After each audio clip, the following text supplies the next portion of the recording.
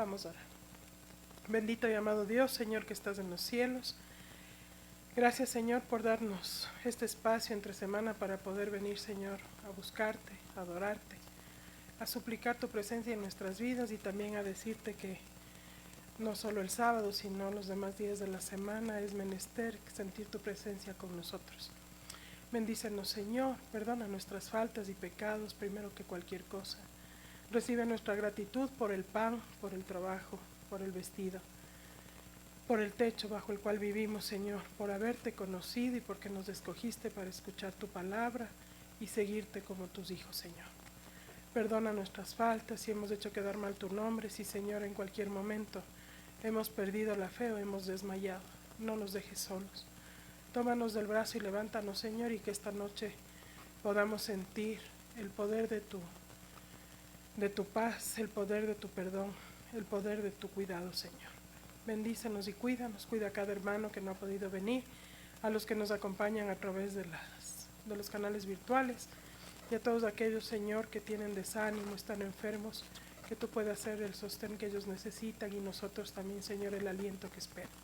Gracias, Señor, por tu amor, en el nombre de Jesús. Amén. Empecemos con nuestros agradecimientos y nuestros pedidos de esta noche para poder orar unos por otros. Alguien que quisiera compartir con nosotros sus inquietudes, sus pedidos, sus necesidades. Papi.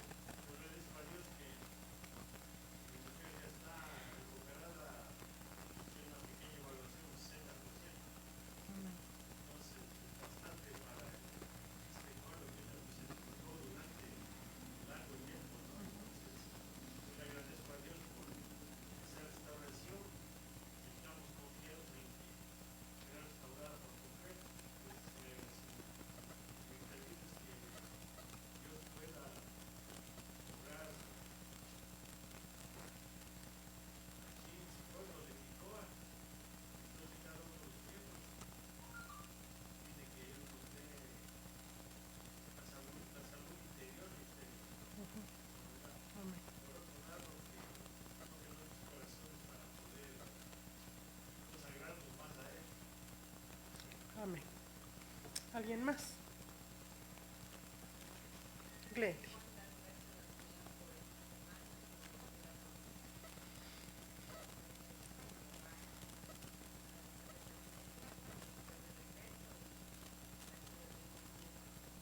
Ay, qué bueno.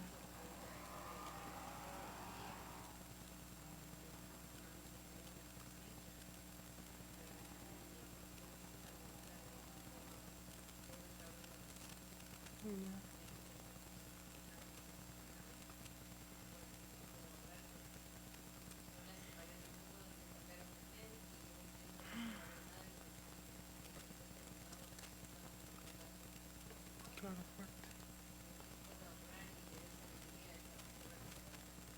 ¿A tu mami o a tu tía? A tu tía. Ella tiene cáncer, ¿no, Glendy? Ah, está mejor. Amén. Amén.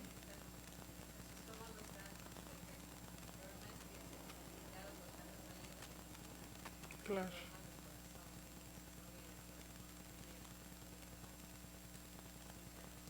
Oh.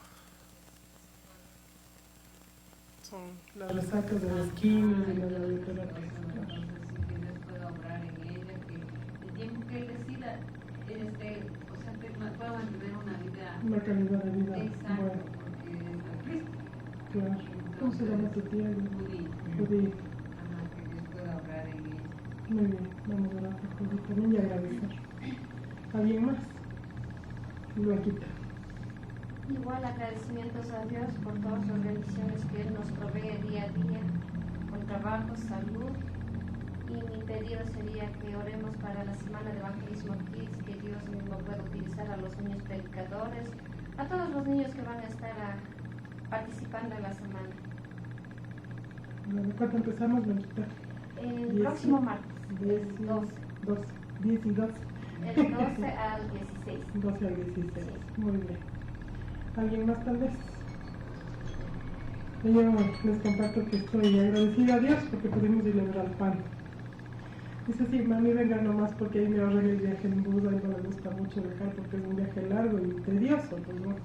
El bus que viene de allá para acá, desde Ibarra a Ambato directo, pasa parando por todos los pueblos del Quinche, Yaruquita, Bacundo, todo ese lugar y es terrible, o sea, se hace a veces 7, 8 horas cuando es feriado. Es bien largo. Así es que le damos gracias a Dios por ello. También para nosotros fue un respiro, un cambio de ambiente, un nuevo clima. Le damos gracias a Dios por eso también.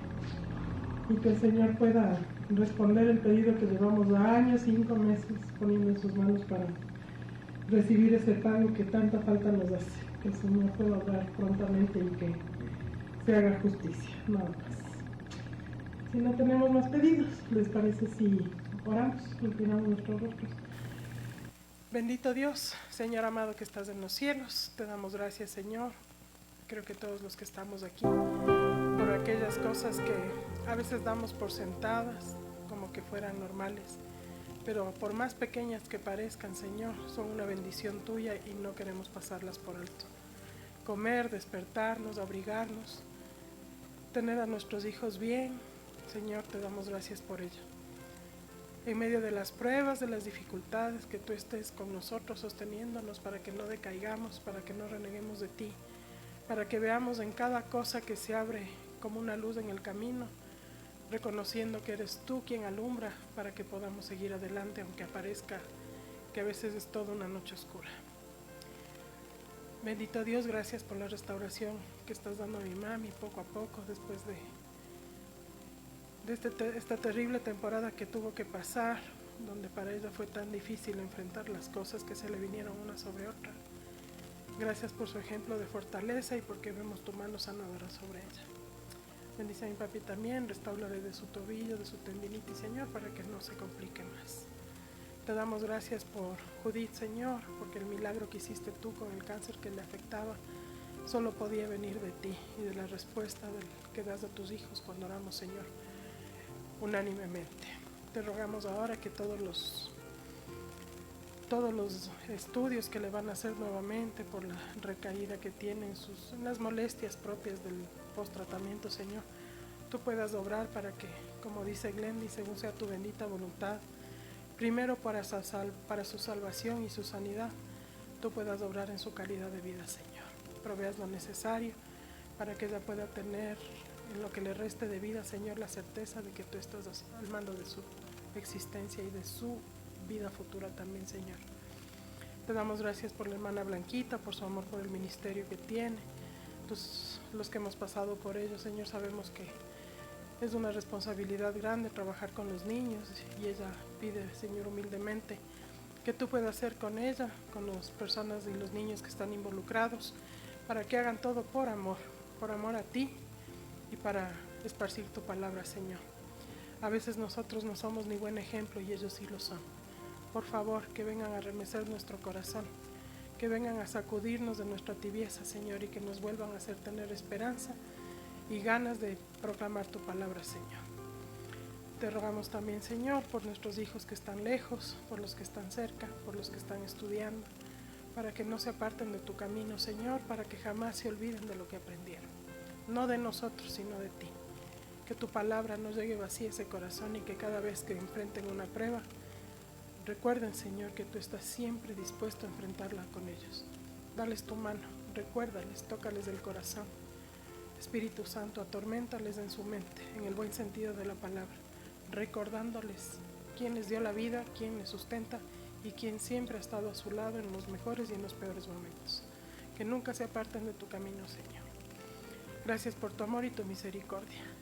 Abriremos tu palabra en este momento, confiados, Señor, en que lo que nos vas a hacer recordar es para que entendamos que eres un Dios viviente, Señor, que dio todo por nosotros. En el nombre de Jesús, amén. Les cuento que estuve escuchando una sermón, meditación, y me puse a leer mientras hablaba el predicador, la cita bíblica. No sé si les pasa que le dicen la cita bíblica está en Mateo 27. Lee la cita y se queda ensimismado en lo demás de arriba, lo demás de abajo, y a veces uno hasta medio se desconecta por ver el contexto. Entonces me pasó eso. Yo les voy a pedir que abran sus Biblias porque es súper importante que abran esto, para que puedan ubicarse donde estamos hablando. Vamos a buscar Mateo 27 y vamos a hablar sobre los últimos momentos de libertad de Jesús. ¿Sí? Mateo 26, perdón, empezamos con Mateo 26. Vamos a hablar un poquito a grosso modo de cómo le prendieron a Jesús, cómo le traicionó Judas, cómo fue su juicio a oscuras, y cómo fue ilegal lo que hicieron con él, ¿verdad? Yo leyendo esto decía, a veces nosotros como iglesia actuamos de una manera parecida a estos sumos sacerdotes. No la nuestra, yo nunca he visto que pase aquí, pero he oído de casos de gente que, me invento, la junta se reunió y decidió desfraternizar a alguien sin avisarle, sin preguntarle, o por suposiciones, o por falsos testimonios. En Mateo 26, cuando habla del complot para prender a Jesús, Jesús les había anunciado en el versículo 2 y les dijo a los discípulos, sabéis que dentro de 2 días se celebra la Pascua, y el Hijo del Hombre será entregado para ser, ¿qué cosa? Crucificado. Entonces los principales sacerdotes, los escribas y los ancianos del pueblo se reunieron en el patio del sumo sacerdote llamado Caifás y tuvieron consejo para prender con engaño a Jesús y matarle.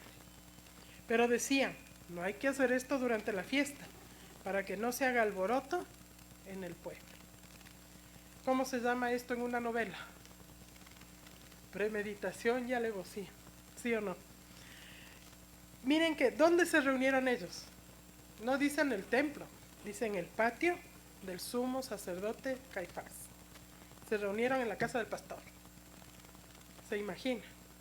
Se reunieron ahí los sacerdotes, los colegas, los escribas, que eran los letrados, y los ancianos. ¿Quiénes eran esos personajes en la iglesia de ese tiempo? Eran los que tenían la razón. Si ellos decían, se hacía. Si ellos condenaban, condenado. Si ellos salvaban, salvado. Si ellos tapaban, se tapaba. Pero ellos se reunieron con un solo propósito: condenar y matar a Jesús. De ahí viene lo de María Magdalena, lo que derrama el perfume. Y leyendo de nuevo y releyendo, uno descubre una cosa que a mí me dejó estupefacta. Jesús les dijo en el versículo 10, ¿por qué molestáis a esta mujer? Pues ha hecho conmigo una buena obra. Nosotros que hemos oído que hizo María Magdalena con el perfume de alabastro. ¿Qué hizo con el perfume? Le ungió ¿dónde? Miren lo que dice. En el 7, vino a él una mujer con un vaso de alabastro de perfume de gran precio y lo derramó sobre la cabeza de él, estando sentado a la mesa. Uno siempre ha oído que le ungió, pero usted se acuerda de las ilustraciones y las fotos y que muestra, por poco escondida bajo la mesa, frotándole los pies, pero no, le ungió en la cabeza mientras él estaba sentado en la mesa. Por eso fue el escándalo. El perfume llenó el lugar y la gente le criticó, tanta plata que has gastado. Y él les dijo, habrán pobres siempre, pero a mí no me vas a tener para siempre. Y ahí él dijo, esta historia se va a contar porque merece ser contada. Entonces vamos al versículo 14. Uno de los 12, que sabemos que fue ¿quién? Judas, que se llamaba Judas Iscariote, fue a los principales sacerdotes. ¿Cuándo fue Judas a los sacerdotes? Después de indignarse por el malgasto del perfume que había ungido a Jesús. De la pura furia.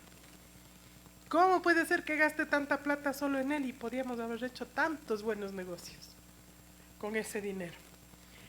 De las iras, del malestar que sintió Judas, se va donde uno piensa que los sacerdotes le buscaron, pero la Biblia es clara, es al revés. Judas se fue donde los sacerdotes y les dijo, ¿qué me quieren dar? Y yo os lo entrego. Qué increíble. A veces lee tantas veces y no capta la idea, ¿no? Judas no fue buscado, él fue a buscar venderle como mercancía al Señor. Y ellos le dijeron 30 piezas de plata. Y desde ahí empezó otra premeditación y alevosía, dice el versículo 16, y desde entonces buscaba oportunidad para entregarle. Tremendo. Pasó la cena del Señor, Jesús le dijo a Pedro que le iba a negar, pasó lo del Getsemaní, vinieron ya a arrestarle a Jesús. Entonces, vino Judas, uno de los 12, dice el versículo 47, y con él mucha gente con espadas y palos. ¿Alguna vez han estado ustedes en un lugar donde la gente venga a pegarles con palos o con piedras? Pero esto era una turba, o sea, terrible, o sea, se imaginan, y Jesús sabía lo que le iba a pasar, porque estaba profetizado, él sabía lo que iba a vivir. Pero Judas no fue solo, fue con gente con espadas y palos, o sea, iban a matarle. Si ustedes llegan a su casa y empiezan a tumbar la puerta, si solo cuando se entra un ladrón, uno cómo se muere del miedo. Dice aquí, me queda en el 47, ¿no? Dice, de parte de los principales sacerdotes. ¿Quién mandó a esa gente? Los sacerdotes. Y de los ancianos del pueblo. La misión. ¿Se imagina? Dice, y el que le entregaba les había dado señal diciendo, al que yo le bese, ese es. Arréstenle, préndanle. Y enseguida se acercó a Jesús, pilísimas del bien eficiente. Y le dijo a Jesús, salve maestro. En otras versiones dice rabí. Y le besó. Y Jesús le dijo, miren, yo digo Dios tan bueno, ¿no? ¿Cómo le llamó? Amigo. ¿A qué vienes? Y entonces se acercaron y echaron mano a Jesús y le prendieron. Ahí no hay una respuesta de Judas. Ay, ¿qué estás haciendo? ¿A qué vienes? A la final el Señor sabía que iba a ser entregado, pero Él se buscó ser el instrumento para esa entrega, ¿no? De ahí pasó lo de Pedro, que sacó su espada, cortó la oreja a Malco. Jesús le dijo, ¿vos crees que yo no puedo pedir al Padre legiones de ángeles para que me defiendan? No necesito que me defiendas. Llegó el concilio, vamos al versículo 57. Los que prendieron a Jesús, o sea, los que fueron con palos y espadas, los llevaron al sumo sacerdote Caifás, donde estaban los reunidos los ancianos y los escribas. ¿Dónde era eso? En el patio de la casa de Caifás. Mas Pedro andaba por ahí atrás, etcétera, etcétera, ¿no es cierto? 59. Los principales sacerdotes y los ancianos y todo el concilio, o sea, la junta en pleno, la junta de iglesia en pleno, buscaban falso testimonio contra Jesús para entregarle a la muerte. Cuando la Biblia nos dice eso, ¿qué está explicando? No había razón. Por eso buscaban falsos testimonios, porque sin un testimonio falso no iban a poder aprender. Y dice en el versículo 60, y no lo hallaron. No había el testimonio para culpar. Aunque muchos testigos falsos se presentaban, no había cómo. Pero al final dice, vinieron 2 testigos falsos que dijeron, este dijo, yo puedo derribar el templo de Dios y en 3 días reedificarlo. Y levantándose el sumo sacerdote le dijo, ¿no respondes nada? ¿Qué testifican estos contra ti? Mas Jesús callaba. Entonces le dijo el sacerdote, te conjuro por el Dios viviente, que nos diga si eres tú el Cristo, el Hijo de Dios. Jesús le dijo, tú lo has dicho. Y además les digo que desde ahora veréis al Hijo del Hombre sentado a la diestra del poder de Dios y viniendo en las nubes de los cielos. Entonces el sumo sacerdote rasgó sus vestiduras diciendo, ha blasfemado. ¿Qué más necesitamos de testigos? He aquí ahora mismo habéis oído su blasfemia. ¿Qué les parece? Y respondiendo ellos dijeron, es preso de muerte, es reo de muerte, es culpado para muerte. Entonces, esta es el primer maltrato que recibió Jesús. A veces nosotros pensamos que el maltrato y el ultraje a Jesús fue ya con los romanos cuando se sortearon la túnica. Fueron esta gente en el patio de Caifás. Miren lo que dice. Entonces, ¿qué hicieron? Le escupieron en el rostro, le dieron de puñetazos y otros le abofeteaban. Hermanos, la junta le pegaba al Señor. Uno cuando ve en las películas ve solo ya cuando le van a crucificar, la corona de espinas. El maltrato y el ultraje empezó en el patio de Caifás. Y le decían burlándose, profetízanos, Cristo, ¿quién es el que te golpeó? A ver, cúlpame. A ver, ¿quién fue el que te dio ese puñetazo? Se burlaba del Señor. Ponme, por favor, Oli, la primera cita. Vamos a leer una cita de la hermana Elena, hablando sobre este tema, ¿no? Si quieren más detalle, el deseado de todas las gentes. Busquen el capítulo de Anás y Caifás. Volviéndose a los sacerdotes y ancianos, Jesús fijó sobre ellos su mirada escrutadora. Mientras viviesen, no se olvidarían de las palabras que pronunciaron. Eran como agudas saetas del Todopoderoso. Con dignidad les dijo, salisteis contra mí con espadas y palos como contra un ladrón. Día tras día estaba sentado enseñando en el templo.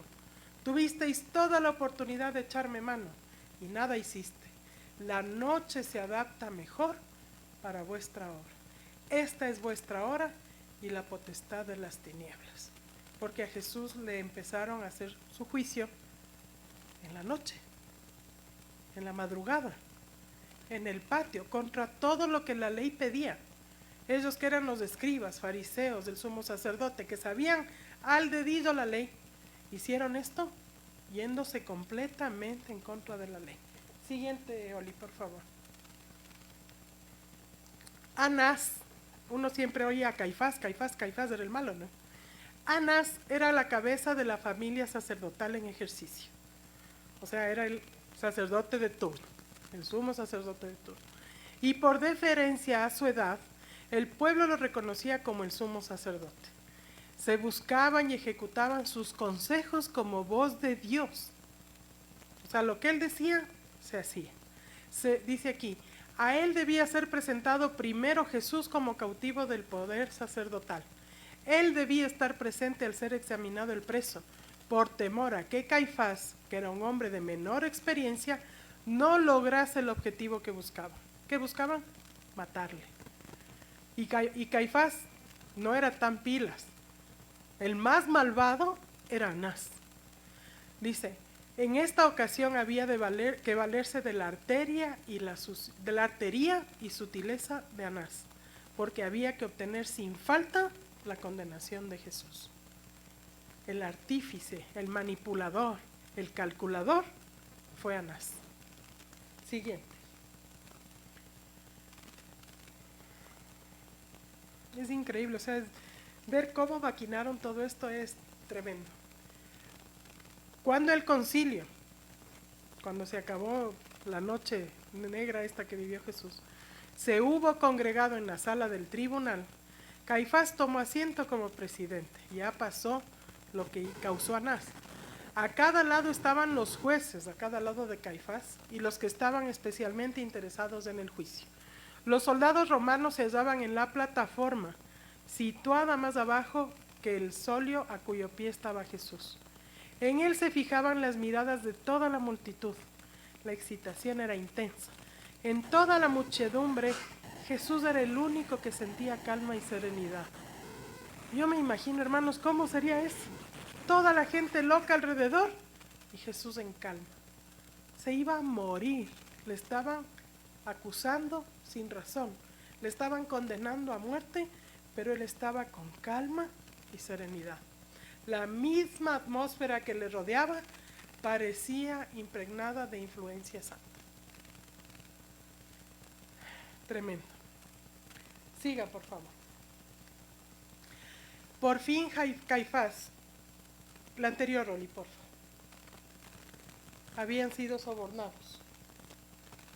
Hay una cita que dice, habían sido sobornados falsos testigos para que acusasen a Jesús de incitar a la rebelión y de procurar establecer un gobierno separado. Pero su testimonio resultaba vago y contradictorio. Bajo el examen se desmentían sus propias declaraciones. Ni los falsos testigos podían ponerse de acuerdo. Y así pasó el juicio y se dio como culpable. Ahora sí el siguiente, Oli. Por fin Caifás. El anterior es. Por fin Caifás, alzando la diestra hacia el cielo, se dirigió a Jesús con juramento solemne. Te conjuro por el Dios viviente que nos digas si eres tú, el Cristo, Hijo de Dios. Siguiente. Dice, Cristo no podía, anterior, Cristo no podía callar. Lamento tener que leerles, pero si yo les explico no es lo mismo que leer el... Ahí está. Cristo no podía callar ante esa demanda. ¿Qué le dijo? ¿Eres o no eres el Hijo de Dios? Había tiempo en que debía callar y tiempo en que debía hablar. No habló hasta que se le interrogó directamente. Sabía que contestar ahora aseguraría su muerte. Pero la demanda provenía de la más alta autoridad reconocida en la nación, que era Caifás, ¿no? Y el nombre del Altísimo Cristo no podía en menos que demostrar el debido respeto a la ley. O sea, cuando el de a de veras que dirigía le dijo, dime si eres el Hijo de Dios, Jesús no faltó con lo que la ley decía que tenía que contestar. Más que esto, su propia relación con el Padre había sido puesta en tela de juicio, ¿sí? Debía presentar claramente su carácter y su misión. Había dicho a sus discípulos, cualquiera pues que me confiese delante de los hombres, le confesaré yo también delante de mi Padre que está en los cielos. Ahora, por su propio ejemplo, repitió la lección. Si él les dijo a los discípulos, si me declaran a mí y al Padre, él les va a reconocer. Y Jesús ahora tenía que reconocer eso, tenía que ejercitar lo que pidió a los discípulos y les dijo, tú lo has dicho. Siguiente, Oli. Los paganos. Los paganos, hermanos. ¿De quién hablamos? De los que no eran judíos. Los gentiles. Los paganos se airaron al ver el trato brutal infringido a una persona contra quien nada había sido probado. ¿Quién se dio cuenta de la maldad? Los indignos para el concilio. Los oficiales romanos declararon que los judíos al pronunciar sentencia contra Jesús estaban infringiendo las leyes del poder romano. Dice aquí, y hasta era contrario a la ley judía condenar a un hombre a muerte por su propio testimonio. Así el ladrón dijera, sí, yo robé, no podían condenarle por eso, tenía que haber testigos. ¿Sí? Esta intervención introdujo cierta calma en los procedimientos, pero en los dirigentes judíos había ya muerto la vergüenza y la compasión. Peligros que nos quedan marcados, hermanos. Vergüenza y compasión. Cuando perdemos eso como cristianos, somos capaces de todo. Vergüenza y compasión. Pasó todo esto, se burlaron de él, y quiero terminar hablando de la muerte de Judas, el que planeó todo, el que fue a ofrecer que esto suceda, el que les dijo, a ver, yo les hago el plan, agendemos, ¿cuánto me pagan? ¿Cuánto le pagaron? 30 piezas de plata. Entonces Judas, vamos al capítulo 27, versículo 3 en adelante. Entonces Judas, el que le había entregado, viendo que era condenado, ¿qué esperaba Judas? Si han oído que a veces nosotros le queremos dar una ayudita al Señor, como Sara, sí, que no podía quedar embarazada y le dio a la sierva. Judas pensó lo mismo.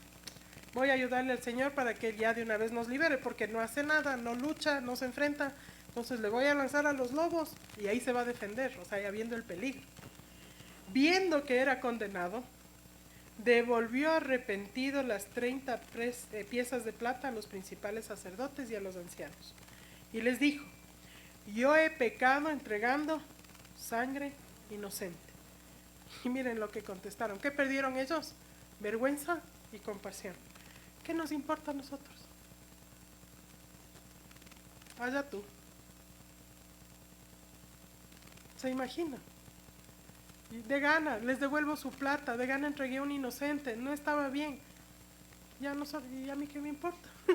Allá vos. Y arrojando las piezas de plata en el templo salió y se fue y se ahorcó. Y miren la dignidad de los sacerdotes.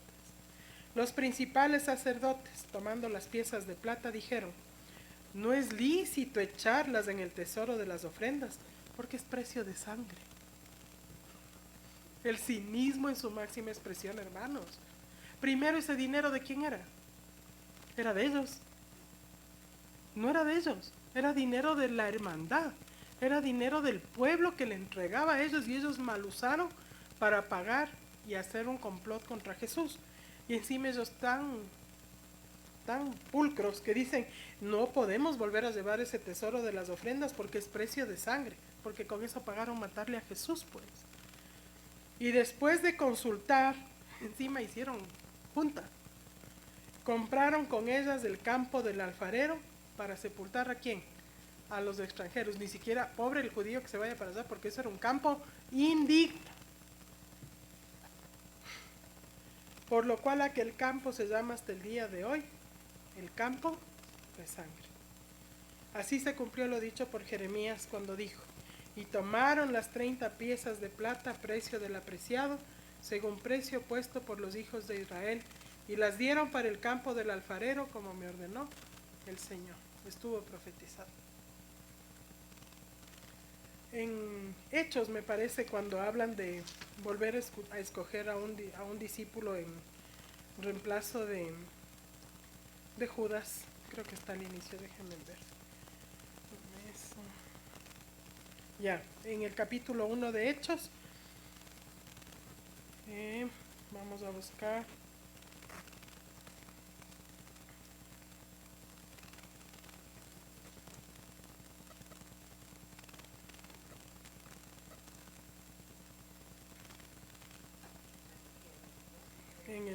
Sí.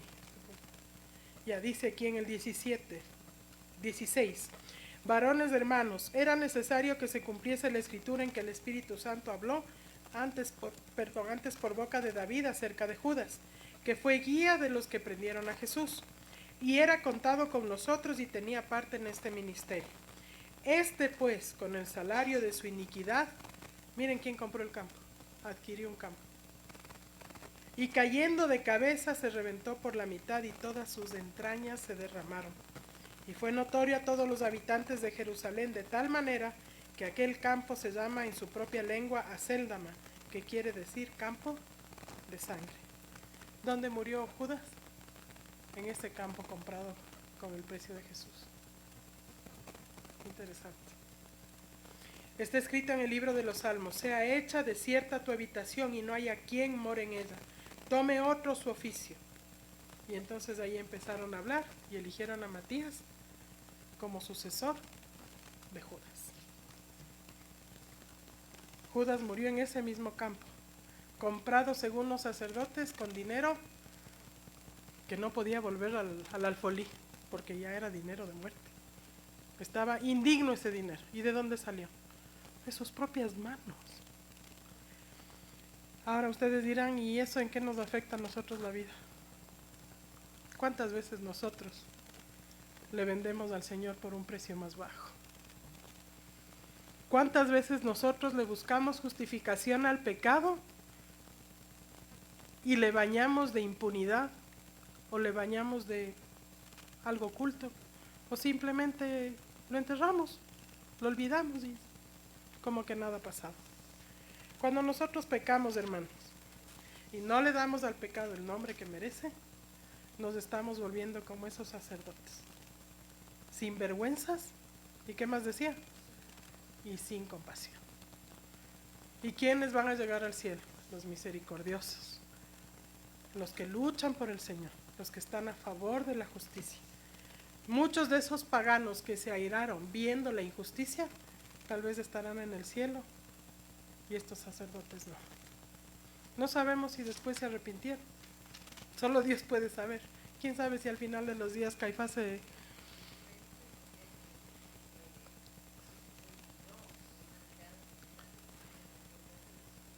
Tranquilos, No pudo.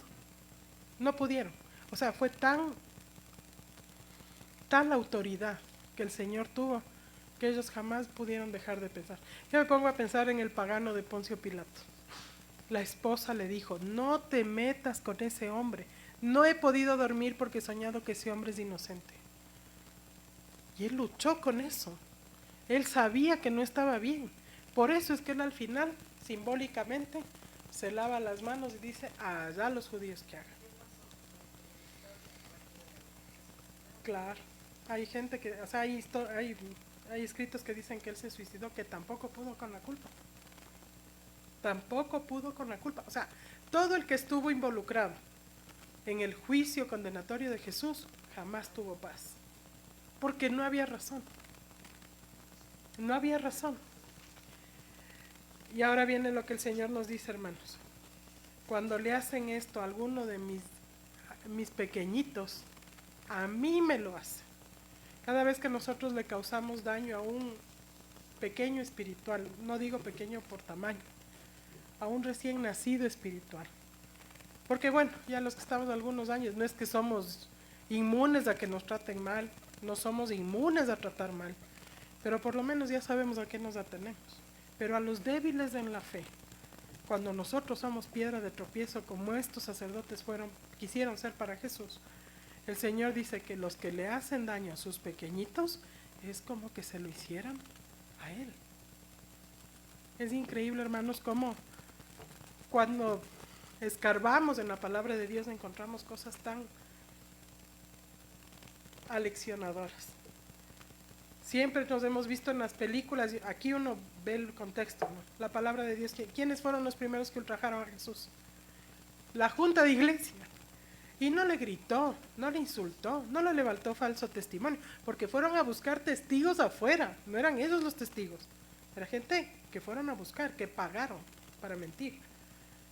Esa gente le escupió, le golpeó, le abofeteó delante de ellos y no hicieron nada, lo disfrutaron, su compasión estaba cauterizada.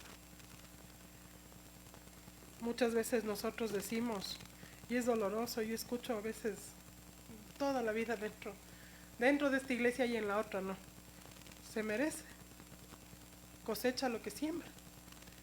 Si eso nos pasara a nosotros, hermanos, creemos que estaríamos mejor. ¿Cuál es nuestro trabajo? Si alguien merece un castigo, exhortarle a ese alguien para que cambie de camino, no sentarme a ver en primera fila cómo se destruye, como hicieron los sacerdotes. Por poco pagaron entrada, pues, para ver el show. Hoy no quiero que nos comparemos con Pedro.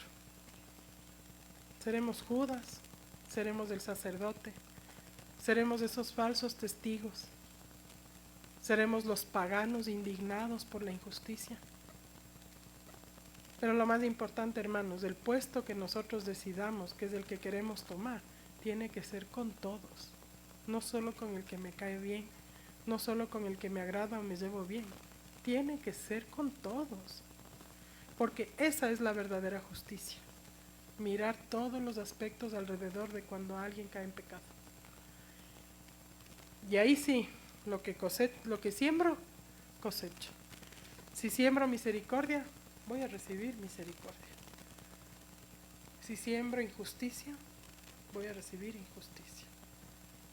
Y espero que el Señor jamás me deje suelta de su mano si estoy en ese camino equivocado, sin alguien que me atraiga de nuevo al camino correcto. Esta es la meditación de esta noche, hermanos. Que el Señor pueda recordarnos todo lo que Él vivió por nosotros y nos llame a la reflexión cuando enfrentemos injusticias en la casa, en el trabajo, con los hijos, con la familia, con los amigos, con la iglesia, con los hermanos, con los líderes.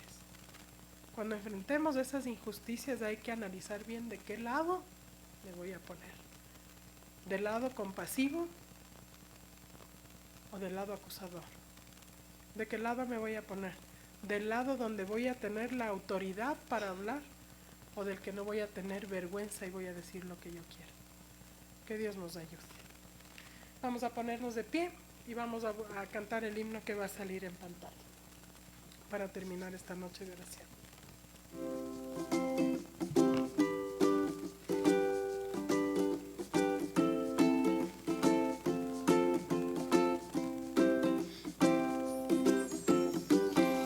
La vida es dura, lo sé bien, los problemas nublan tu fe, mas hay una opción para estar bien. Escucha lo que te diré, Cristo es luz para tu caminar, está dispuesto a atender tu ansiedad, te da amor, te da paz y te da fuerzas a luchar, es puerto seguro para descansar. Es el buen pastor que da seguridad. Oh, oh, siempre es tu amigo fiel, es manantial para tu ser.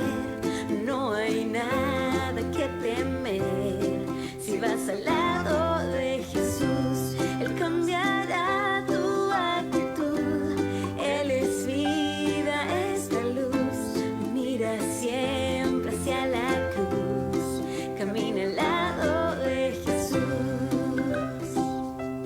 La la la la, la la la la la la.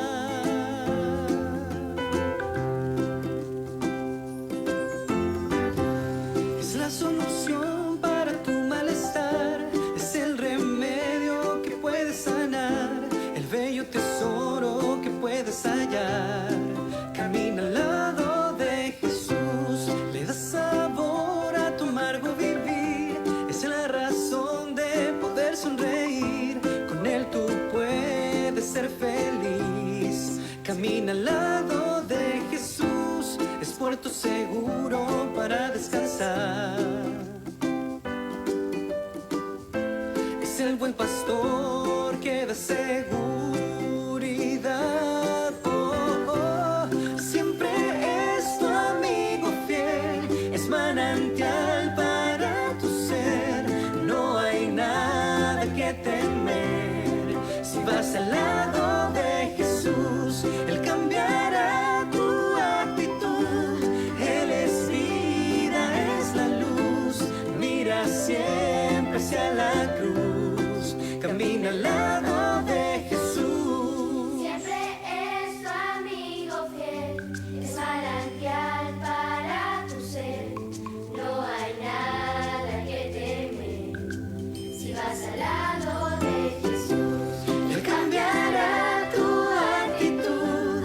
Él es vida, es la luz. Mira siempre hacia la cruz. Camina al lado de Jesús. La la la La la la la, la la la la la la la la. Camina al lado de Jesús. la la la la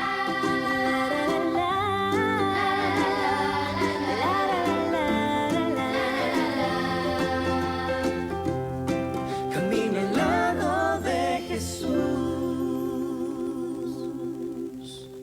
Antes de terminar, quiero leerles lo que dice Elena de White sobre qué pasó con los ángeles en esos momentos.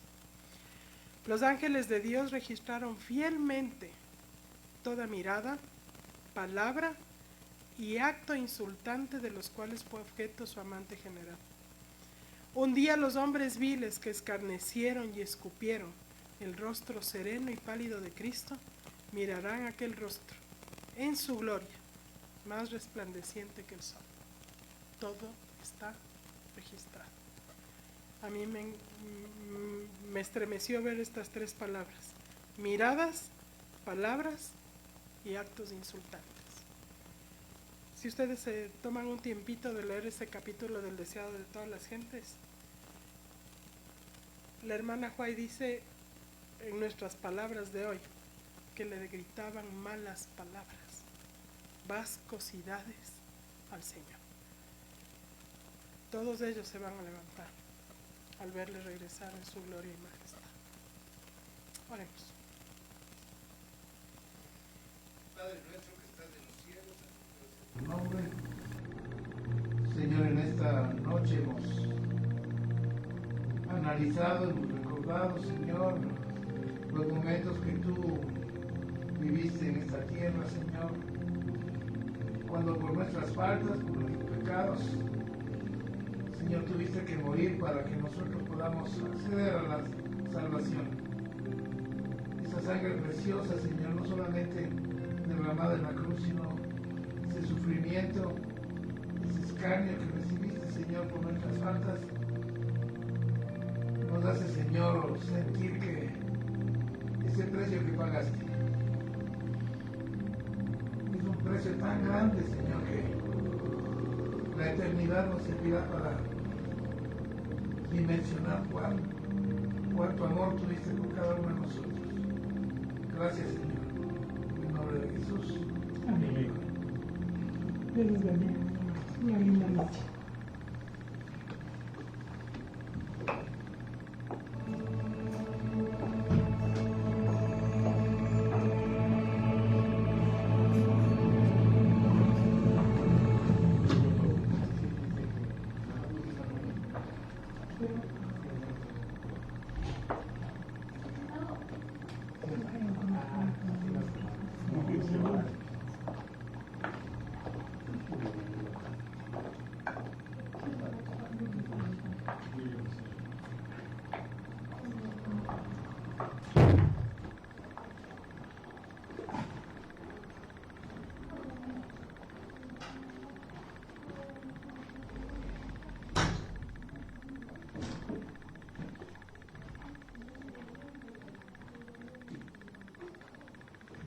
Pero aquí, así dice que mañana le confirmo.